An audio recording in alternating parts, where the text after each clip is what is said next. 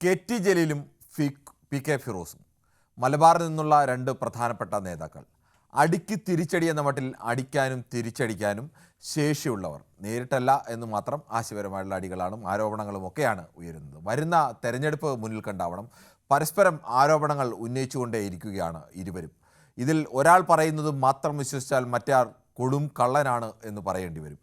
അമ്മാതിരി അഴിമതി ആരോപണങ്ങളാണ് പരസ്പരം ഉന്നയിക്കുന്നത്. വെല്ലുവിളിക്കും കുറവ് ഒട്ടുമില്ല. പൊളിറ്റിക്കൽ കുമ്പടിയല്ല, കേരള രാഷ്ട്രീയത്തിലെ മായാവിയാണ് ഫിറോസ് എന്നാണ് ജലീൽ പറയുന്നത്.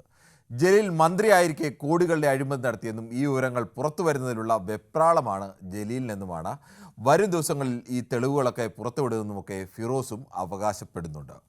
ഫിറോസിന് റിവേഴ്സ് ഹവാലയുണ്ടെന്ന് ജലീൽ, എങ്കിൽ കേസെടുക്കട്ടെ എന്ന് ഫിറോസ്. ബന്ധു നിയമനം യൂത്ത് ലീഗ് കയ്യോടെ പിടിച്ചതിൻ്റെ പകയെന്നാണ് ഫിറോസിൻ്റെ വാദം. കത്വ ഉന്നവ ഫണ്ട് ഫിറോസ് മുക്കിയെന്ന് ജലീൽ തിരിച്ചടിക്കുന്നു. കേരളത്തിലിരുന്ന് ദുബായ് കമ്പനിയിൽ ജോലി ചെയ്ത് 5.25 ലക്ഷം രൂപ ശമ്പളം വാങ്ങുന്നയാളാണ് ഫിറോസ് എന്നും ജലീൽ പറയുന്നു. എന്തായാലും ആരോപണങ്ങളുടെ ജഗപുകയാണ്. ആര് പറയുന്നതാവും ശരി, ആര് പറയുന്നതിലാണ് സത്യമുള്ളത്, ഇതൊക്കെ അറിയാനിരിക്കുന്നതേ ഉള്ളൂ.